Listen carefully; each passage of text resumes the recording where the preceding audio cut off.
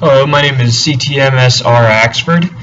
I am a cryptologic technician in the United States Navy, and I wanted to make this channel to prepare everybody for should you decide to join the Navy.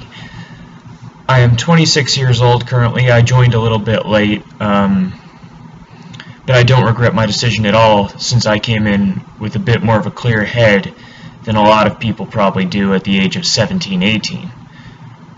That being said, it was a long, arduous process for me to get here, so I want to make sure that everybody knows exactly what to expect, or at least has a good idea. The first thing is, of course, finding and speaking to your recruiter. You can do this either by going online, filling out a brief survey on their website, and they will contact you via email, phone call, etc., or you can go directly to the nearest recruiting station and speak to them directly. This is the path that I chose. It's easy to get started off from that point. They're going to have you fill out some paperwork. They want you to keep in contact with them. They're going to ask you a lot of questions. They want to know all about your past. They want to know about any tattoos, markings, scars, anything major like that. Your past history in school, any relations to foreign nationals, anything that may come up to, well, something that might, what's the word, disqualify you from being able to join the services. Another thing they're going to have you do pretty much as soon as you get started is take the practice ASVAB test. This test you have to score about a 50% on before they'll send you on to take the actual test. I recommend you go to Barnes & Noble, Second & Charles, Books A Million, something like that. Grab yourself a practice, one of the ones with the CDs. They usually have a practice test loaded on the CD, as well as the study material inside the book. It helped a great deal for me, and I believe it's a great idea for you to have one of those. The next thing is they will send you off to take the ASVAB. I had to take it on Fort Bragg, North Carolina, which means I had to get on post. If you are not already carrying a card for the military, they may search your vehicle as well. Once you take the test, though, they will tell you exactly that what you qualified for job-wise. And from that point on, after everything has been set up, it's off to MEPS. And MEPS, for me, was in Raleigh, North Carolina. They drive you up there, they put you up in a hotel for the night. And staying there, you will go to MEPS first thing in the morning. It's an early wake-up call, but they will feed you, they will house you for a little bit, and then it's off to MEPS. They are going to put you through a medical screening. They are going to put you through a questionnaire. They're going to basically put you through everything you did with the recruiters, only a little bit more thorough. I know for me, they had me strip down to my undies and duck walk in front of them to make sure there was nothing wrong with my feet or legs. I also know that I had to give blood, I had to get a sight check, I had to get hearing tested, I had to get a blood test. So I was there for a good long time. And then they eventually sent me off to my, I forget what they call him at the moment, the guy who's going to give me my job, or assign me to that duty. And what I did there was speak to him. He asked me what I was interested in with my score, and I told him intelligence. That's how I got into being a CTM. This could be a very quick process, or it could be a very long, arduous process. What you have to realize here is do not, under any circumstances, fall asleep in that building. Don't do it. And keep your cell phone locked up in your backpack. You don't need it on you. You'll be able to call your parents and your families and your friends and be all congratulatory with them later. After that's been said and done, and you've actually accomplished getting your job, you'll sit there and wait for whoever came to MEPS with you from your recruiting station to finish up what they're doing, unless of course you're the last one, at which point your recruiter will take you home. From that point on, you will be under a process called the Delayed Entry Program, or DEP program.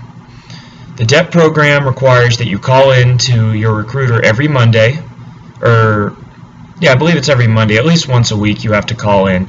And there are monthly DEP meetings as well, which I believe for me was the first Thursday of every month. DEP meetings, you will learn a lot, and when it comes down to it, everything you learn in DEP is extremely important for boot camp. For example, for me, I had to learn my Sailor's Creed. I had to learn the general orders of a sentry. Those are very important, and you better memorize them word for word once you're in boot if you haven't already, because they will grill you over it. A lot. A lot. Yeah. You also, of course, need to learn the different variations on the jets, the helicopters, the ships. You'll have to learn what the ships go by as far as I'm on a destroyer soon going to Norfolk. That's DDG for the guided missile destroyers. Or you can go on a CVN, which is a nuclear aircraft carrier. There are many different things that you can wind up on. But we'll get into that in a later video. And once you've finished up everything there, of course, it depends on which station you're at. Since I was in Fayetteville and having who I had, Chief McBride, we decided to do PT at least twice a week. If you're not already in astonishing shape, I would go ahead and make sure you go to those, as well as working out on your own in your off time.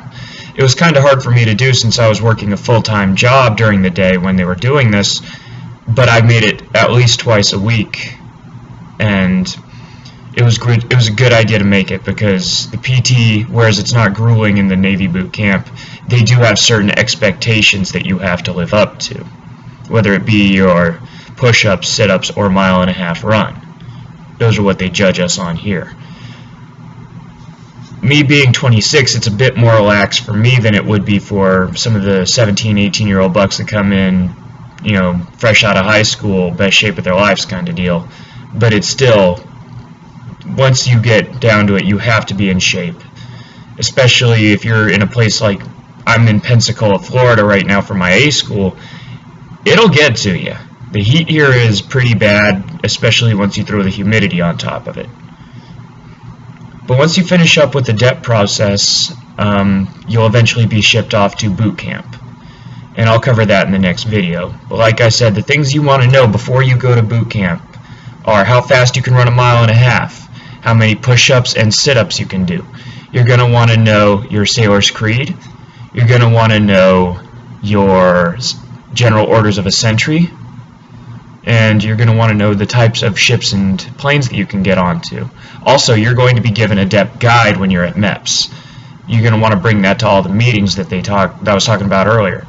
Study the DEP guide, because there is a test in boot camp that is on all the material covered in that DEP guide. And if you do pass it with a certain score, I didn't quite make it, that's why I'm still a seaman recruit. I should have studied it a lot harder, I'll tell you right now. If you make it, you go up in rank. If you come in as an E2, you're an E3. If you come in as an E1, you're an E2. If you come in as an E3, you're screwed because you're staying in E3. It's the only stipulation to that. In any case, make sure you study that book. Make sure you know the information in it. Oh, and learn your rank structure. You got to learn the difference between the seaman ranks, the petty officers, the chiefs, and the officers. Also, warrant officers. You won't encounter them quite as much as the others, but there are warrant officers as well, and it takes a lot to become one of them. But learn how to notice them. Learn the insignia from their collar device to the sleeve of their dress uniforms to, pay grades.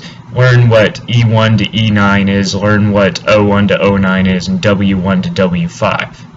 It's all pretty basic stuff, but it's stuff you need to know. This is stuff that's going to help you a lot in the long run. Hopefully next time I'll have a little bit more prepared as we start talking about what to expect once you actually get to boot camp. I'll talk to you again soon. This is Seaman Axford, out.